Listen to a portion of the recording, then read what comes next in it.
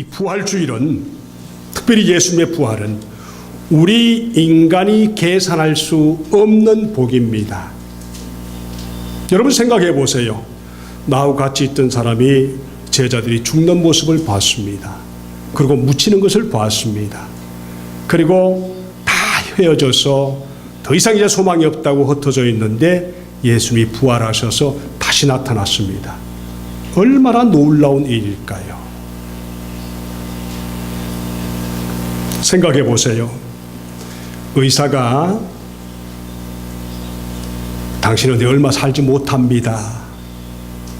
내 사형 선고를 내렸습니다. 그런데 정말 기적으로 그가 살아났습니다. 그러면은 집안 온 식구가 다시 살아난 그 사람 때문에 얼마나 행복해합니까? 그리고 장본인은 어떤 일을 합니까? 내가 이제 나머지 살아있는 생애는 내 생애가 아니고 덤으로 얻어진 생애이기 때문에 바로 살렵니다. 그 시간이 6개월 남았던 1년 남았던 몇 년 남았던 그 시간은 정말 귀중한 시간으로 계산을 달리할 것입니다. 자기가 이제는 덤으로 산다. 그리고 새로운 일을 시작할 것입니다.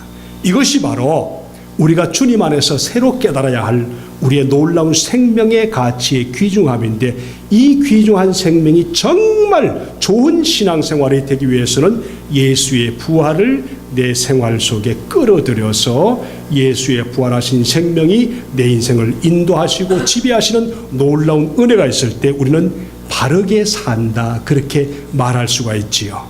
우리가 알고 우리 교회에 왔던 어느 부부가 있지 않습니까? 그분은 못 고칠 병을 고침받아서 지금까지 살았던 그 모든 재산을 정리하고 정말 그 후에 어떤 일을 합니까? 미국 전역을 돌아다니면서 교회마다 찾아다니고 지역마다 찾아다니면서 복음을 전하며 사는 그런 은혜가 있지 않습니까? 박성목 우리 집사님이시지요.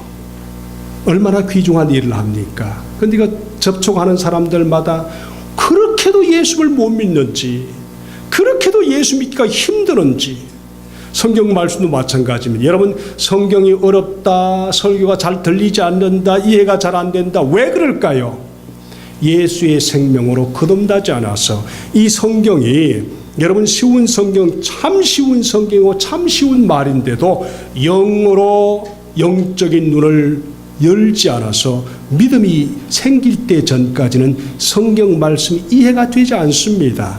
그러나 성경 말씀을 하나님께서 우리에게 이해가 되고 이 말씀이 내 생명처럼 달고 기쁜 놀라운 은혜가 있을 그 순간부터 우리는 성경이 새롭게 보이고 믿음 생활, 내 인생이 새롭게 보이고 내 삶의 목표가 달라지고 내 인생이 세상에 왜 사는지, 무엇 때문에 사는지, 어디로 가는지 깨닫게 되는 그런 은혜가 있습니다. 여러분, 가스펠 프로젝트를 하는데 여러분 기대 이상으로 아마 다르게 성경이 보일 아마 그런 공부가 될 것입니다.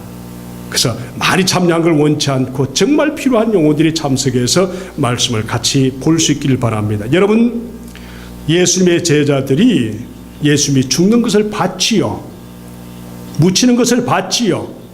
그리고 다 모여서 힘들어하고 있는 그때에 예수님이 나타나는데 그들이 얼마나 놀랐던가 하는 것이 오늘 말씀이 우리에게 주시는 귀한 배경인데, 하나님께서 예수 그리스도를 부활시키시고 난 후에 부활 후에 제자들에게 주신 오늘 말씀에 보니까 세 가지 선물을 우리에게 말씀하십니다. 첫 번째 19절의 말씀인데 보니까 너희에게 평화가 있을지어다.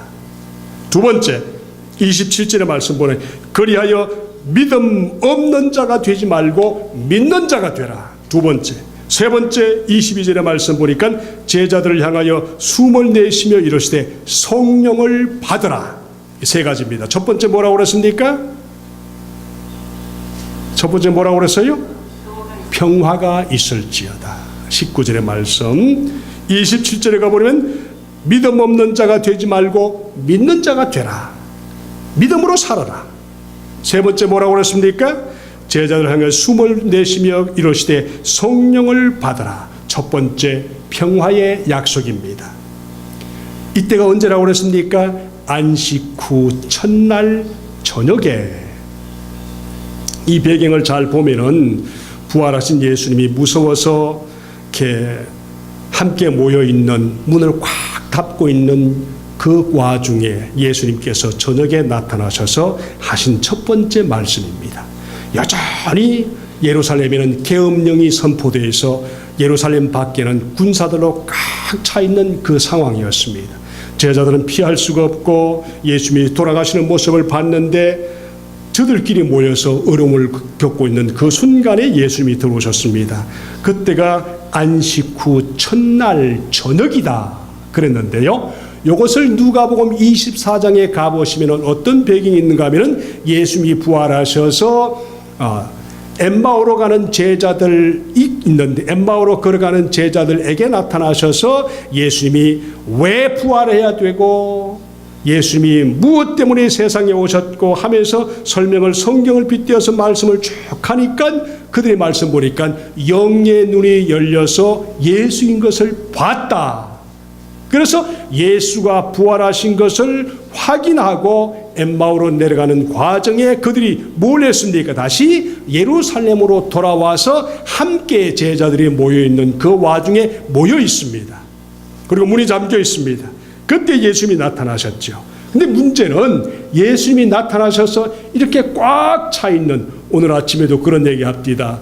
아파트에 살다가 이사를 가는데 문이 꽉 막혀 있어서 문을 열 수 없어서 공기가 돌지 않아서 아파트를 또 다른 데로 이사 가야 된다. 그런 얘기를 하더라고요. 여러분 보세요. 제가 부탁은 우리 통역하기 전에 우리 청년들 중에 한 분이 이게 헤드폰을 좀 확인을 좀 해주세요. 그래야 이게 통역이 제대로 될 것 같아요. 누가 좀 담당을 한번 좀 해주셔서 청년들 중에서 이렇게 리시버가 맞는지 통역이 제대로 있는지 잡음이 되지 않는지 그걸 좀 잘 맞춰주시면은 중간에 이렇게 못 듣는 일이 없도록 그렇게 될 것 같습니다. 청년들 조금 수고해 주셔서 하나님 앞에 봉사 좀 해주세요. 통역이 잘 들어갈 수 있도록 그래 해주세요. 통역하는 분 참 고맙고 또 고마운데 통역이 이렇게 받는데 지장이 없도록 그래 해주시길 바랍니다. 자, 예수님이 제자들 모인 방에 갑자기 문도 열지 않고 그냥 들어오셨다. 이게 너무 신기하지 않습니까? 어떻게 부활하신 그 주님께서 다시 와서 들어왔는데 문도 열지 않고 그냥 들어왔다. 이것을 고린도전서 15장에서는 이렇게 설명을 하고 있습니다. 부활하신 예수님의 육체는 하늘에 속한 형체가 됐기 때문에 물질의 세계와 관계없이 자유자재로 드러날 수 있다. 그런데 이렇게 형체가 바뀌어지는 모습을 바울은 우리에게 설명하기를 우리도 부활하면은 그 후부터는 신령한 육체를 가진다. 예수님이 그 모습을 미리 보여주신 것입니다. 그래서 신령한 몸으로 다시 살아났기 때문에 물질의 세계와 관계없이 벽을 드나들 수 있는 그런 놀라운 역사가 그곳에 있었다. 이것을 받아들이라. 그 말씀을 하시지요. 자, 오늘 말씀에 예수님께서 너에게 평강이 있을지어다. 그 다음에 하신 일이 뭡니까? 제자들에게 이렇게 못 박힌 손 자국, 옆구리 찔린 자국, 창 자국 다 보여주시면서 다시 말씀을 하시지요. 그러니까 예수님께서 그것을 보면서 제자들이 굉장히 기뻐했다. 그 다음에 예수님께서 또다시 누가복음 또는 요한복음 계속해서 말씀하신 걸 쭉 보니까 어떤 얘기를 하는가 하면 혹시나 자기가 신령한 몸으로 변화되어서 유령 같은 그런 몸일까 하면서 그나마 미랄에 의심 있는 그 제자들을 향해서 자기가 가짜가 아니라는 사실을 분명히 깨닫기 위해서 고기를 구웠습니다. 피쉬를 구웠습니다. 그리고 그것을 먹는 모습을 자기도 먹고 제자들에게 주시면서 아침 조반을 같이 나누었다. 그러니까 예수님이 몸으로 부활하신 그 모든 몸은 육체를 가진 신령한 몸이 돼 먹을 수 있는 몸으로 우리에게 보여주신 것입니다. 그리고 40일 후에 예수님께서 부활하시지요. 그리고 또 말씀하십니다. 너희에게 평화가 있을지어다. 예수님이 정말 우리에게 이 말씀을 제가 몇 번을 강조하지만은 평화를 원하는 것은 예수 그리스도를 믿는 사람들 속에는 세상이 주는 것 같지 않는 평화가 우리 속에 있다는 것입니다. 예수 믿고 거듭나 보세요. 하나님의 자녀돼 보세요. 전혀 다른 하나님의 놀라운 평화가 우리 속에 있습니다. 우리가 세상에 살면서 제일 두려워하는 게 뭔지요? 아픈 것과 의식주 문제, 잘 살아야 되는 문제, 모든 것이 우리를 의심하게 만들고 힘들게 하는데, 예수 그리스도 안에 있는 자들은 무엇을 먹을까, 무엇을 마실까, 무엇을 입을까 염려하지 말라. 이 모든 것은 이방인들이 구하는 것이요, 너희는 먼저 하나님의 나라와 하나님의 의를 구하라. 그리하면 모든 것들을 너희에게 더하여 주시리라 하신 예수님의 약속이 부활하신 예수 그리스도를 믿는 모든 성도들 속에 있다는 것을 믿습니다. 두 번째, 예수님이 부활하신 후에 두 번째 선물은 뭔가 하면은 부활의 믿음을 약속하셔서 믿는 자가 되라 하는 믿음에 대한 복입니다. 믿는 자가 되는 복, 27절에 말씀하시죠.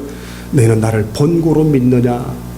보지 않고 믿는 자가 더 복되다. 누굴 보고 하는 소리죠? 우리 보고 하는 소리입니다. 도마를 보고 한 소리지만은 28절에 나중에 도마가 고백합니다. 그 예수 그리스도를 보면서 너무너무 그야말로 이 말씀은 신학자들이 이렇게 고백합니다. 제자들의 믿음의 고백의 절정이다. 베드로의 고백보다 더 나은 한 단계 업그레이드한 고백을 하지요. 나의 큐리오스, 나의 테오스, 큐리오스란 말은 나의 구세주이면서 테오스란 말은 나의 하나님이다.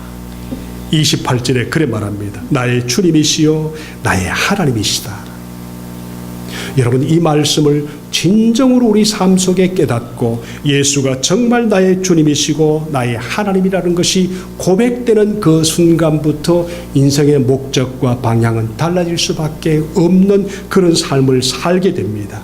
이 고백을 통해서 우리가 믿음 생활할 때 참 조심해야 될 것이 있는데, 어떤 믿음가 하면은 잘 들으세요. 우리가 부활하신 예수 그리스도를 종교 지도자로 믿고 신앙생활하면서 주일 예배 형식으로 믿고 이렇게 믿는 사람은 예수 그리스도에 대해서 너무너무 폭을 좁혀서 믿는 겁니다. 이걸 신학자들은 이렇게 얘기하기도 합니다. 그렇게 믿는 것은 또 하나의 종교 지도자를 믿는 것이다. 우상을 믿는 것이다. 또 하나의 우상이다. 예수를 믿고 믿는 그 예수가 내 삶의 중심이 되지 않고 내가 그 예수 그리스도를 내 인생의 중심에 모셔드리지 않으면은 그 믿는 예수 그리스도가 또 하나의 우상이 된다. 그래서 예수가 나의 주님이시고 나의 하나님이시다, 이 말은 생활과 삶의 폭을 넓히면서 예수 그리스도는 결코 우리를 구원하고 마는 그런 분이 아니라 부활의 역사는 세상을 바꾸었습니다. 생명만 주신 것이 아니라 정치를 바꿉니다. 그것뿐 아닙니다. 우리 인간의 정신세계를 바꿉니다. 목적을 바꿉니다. 삶의 가치를 바꿉니다. 우리의 모든 것을 바꾸는 것이 바로 예수 믿는 것입니다. 여러분, 우리 한국에 가면은 탈북자들이 여기도 많이 있습니다만은 북한에서 넘어온 사람들이 한 3만 4천 명 된다고 우리 그렇게 얘기하지 않습니까? 저도 가끔 그것을 봅니다만은 그들이 남한에 찾아오는 이유가 뭡니까? 자유를 찾아서,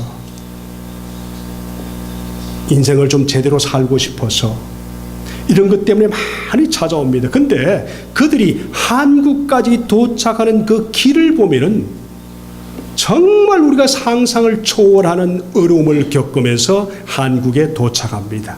우리가 믿음 생활이 힘들다고요? 그들이 한국을 찾아오는 것보다는 덜 힘들 겁니다.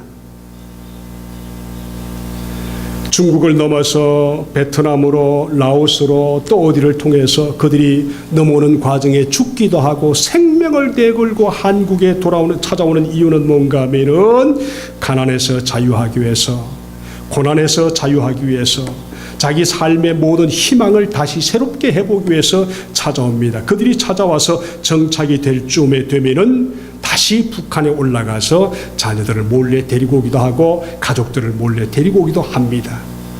그 다음 단계는요, 예수 믿는 단계입니다.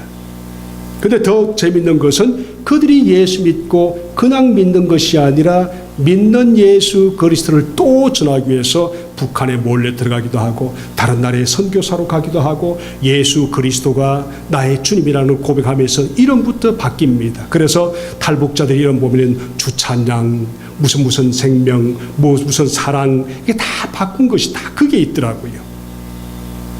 그들이 남한보다 더 귀중한 것이 남한에 와서 예수 그리스도를 믿고 구원받아서 하나님의 자녀가 되었다고 그렇게 고백하는 걸 보면 내 신앙생활이 얼마나 부끄러운지 모릅니다. 그런 과정 때문에, 그런 사람들의 희생 때문에 지금 현재 북한이 열리고 있지 않습니까? 미국 대통령과 김정은이가 만나지 않습니까? 4월 27일 되면은 문재인 대통령과 김정은이 38선에서 만나지 않습니까? 얼마나 복입니까? 저는 기독교인들이 북한을 위해서 그렇게 부르짖고 기도한 저와 여러분의 기도의 결과라고 저는 믿습니다. 정말 남북한이 좀 제대로 된 통일이 되었으면 좋겠다. 근데 그들에게서 가장 귀중하게 찾는 것이 뭔가 하면은 그들이 남한에 와서 예수 그리스도를 만나서 또 다른 선교사로 파송되는 겁니다. 여러분, 이것을 통해서 우리가 세 번째 예수님께서 부활하셔서 우리에게 주시는 세 번째 선물이 뭔가 하면 성령을 받으라 하는 성령에 대한 선물입니다. 그리고 그들을 예수님께서 제자들을 파송하셨다. 23절의 말씀 보니까 예수님이 제자들에게 아버지께서 나를 보내신 것처럼 나도 너희를 보낸다. 그러면서 숨을 내쉬면서 하시는 말씀이 27절에 보니까 성령을 받아라. 그 말씀을 하지 않습니까? 근데 이 27절, 23절의 말씀 보니까 이런 말씀을 합니다. 만일 너희가 누구의 죄든지 용서하면 그 죄는 사함을 받을 것이요 아니면 그 죄는 그대로 있을 것이다. 이 말씀은 우리가 마치 누구의 죄를 용서하면 그 사람의 죄가 용서된다 그런 뜻이 아니지요. 잘 보세요. 이런 뜻이 무슨 말인가 하면은 11 제자에게 예수 그리스도 이름으로 가서 복음을 전할 때 그들이 복음을 받아들이면은 그들의 죄는 예수 그리스도의 이름을 전하는 제자들을 통해서 예수 그리스도를 영접하고 그들의 죄가 사해진다. 그런 뜻입니다. 우리가 죄 용서할 수 있는 권한과 능력과 특권이 있다는 그런 말씀이 아닙니다. 복음을 전하는 전달자로서 복음을 전해서 그들이 복음을 받아들이면 죄 용서가 된다. 그러니까 복음을 전하는 우리들이 사명이 얼마나 귀중한지를 깨달을 수 있기를 바랍니다. 그냥 전해보세요. 예수 믿어야 됩니다. 예수가 나의 주님이시고 예수가 나의 죄를 용서하셔서 천국 갈 수 있는 길을 열어주셨습니다. 그리고 예수님의 이름으로 세상에 살아갈 수 있는 주님이 되셨습니다. 이런 고백을 하면은 그 사람이 받아들이든 안 받아들이든 그 다음의 문제는 주님의 문제이고 우리가 해야 할 것은 그렇게 전할 수 있는 예수 그리스도가 나의 주님이라는 것을 자랑할 수 있는 용기가 필요하다는 것입니다.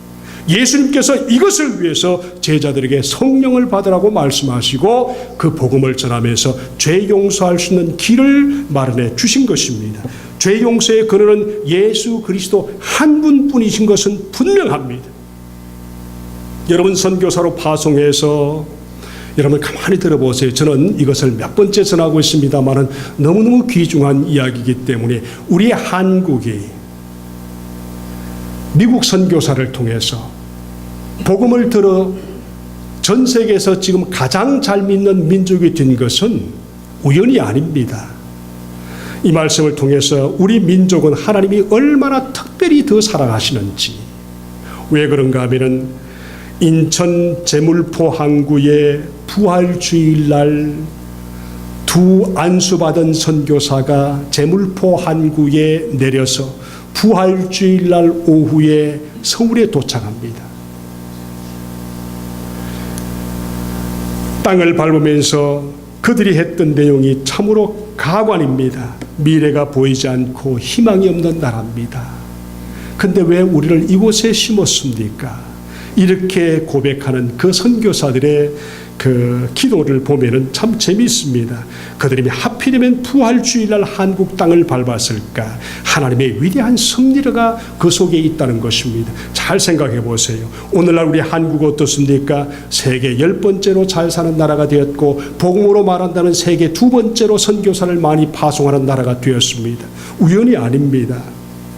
그런데 이 두 선교사가 한국 땅을 밟을 때만 해도 한국이 얼마나 무식했습니까?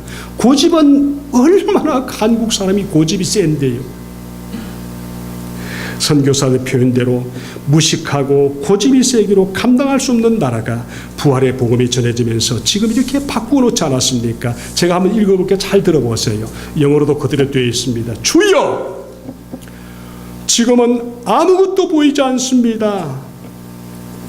언더우드의 기도입니다. 주님, 메마르고 가난한 땅, 나무 한 그릇 시원하게 자라 오르지 못하고 있는 땅에 저희들을 옮겨와 심었습니다. 그 넓은 태평양을 어떻게 건너왔는지 그 사실이 기적입니다. 주께서 붙잡아 뚝 떨어뜨려 놓으신 듯한 이곳, 지금은 아무것도 보이지 않습니다. 보이는 것은 고집스럽게 얼룩진 어둠뿐입니다.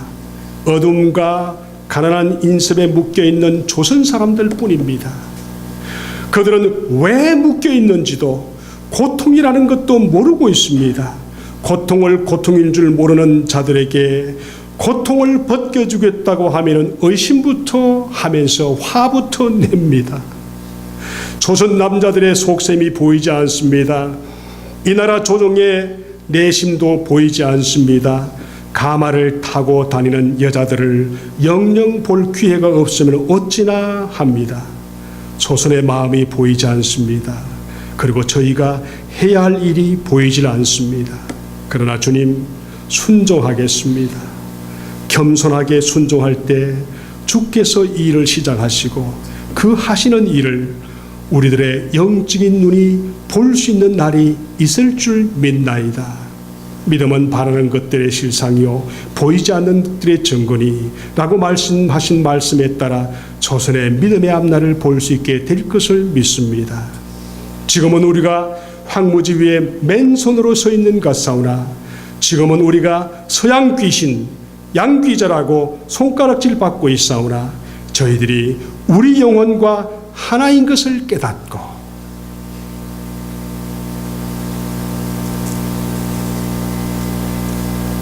하나님 나라의 한 백성, 한 자녀임을 알고 눈물로 기뻐할 날이 있음을 믿나이다.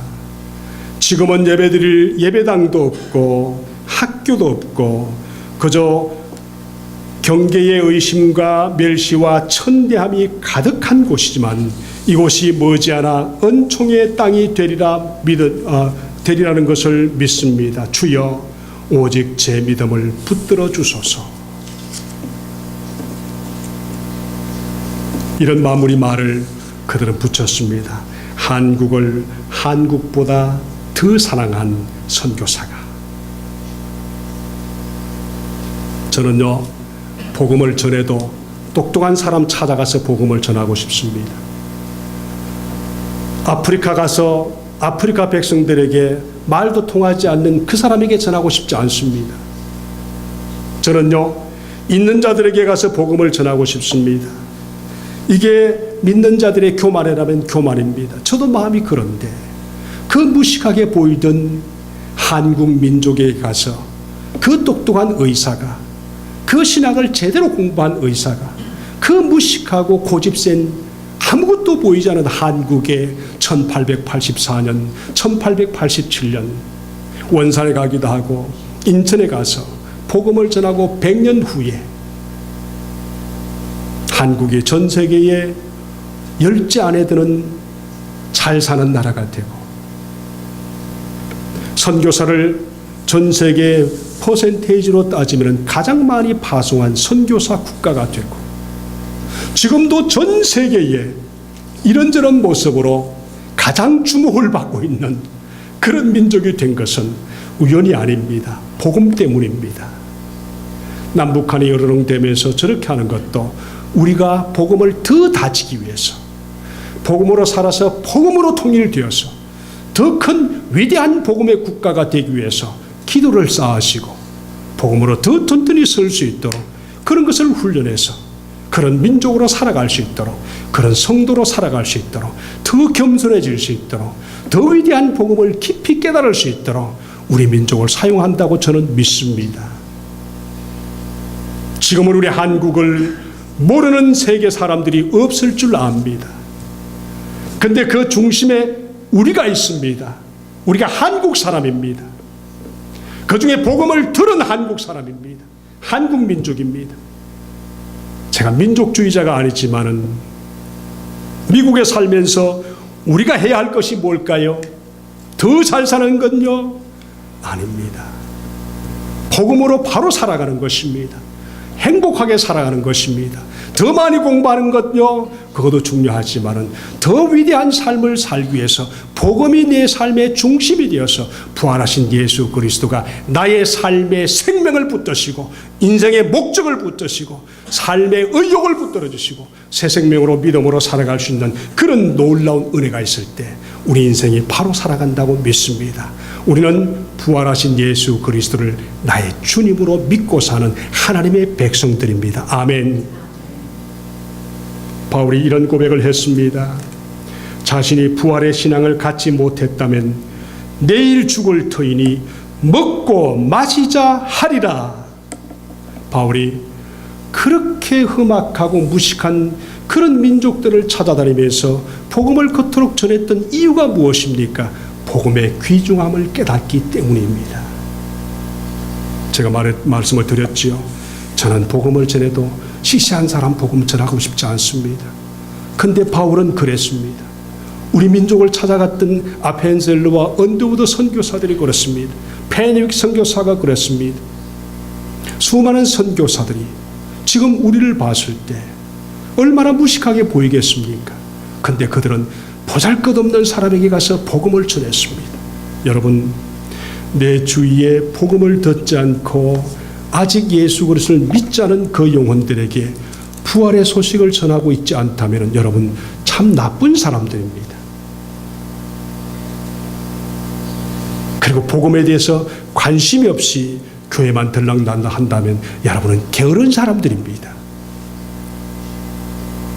인생의 모든 것을 놓쳐도 예수 그리스도를 놓치지 않기를, 그 중에 부활하신 예수 그리스도가 나의 삶의 중심에 계시기를 예수님 이름으로 축복합니다. 기도하십시다.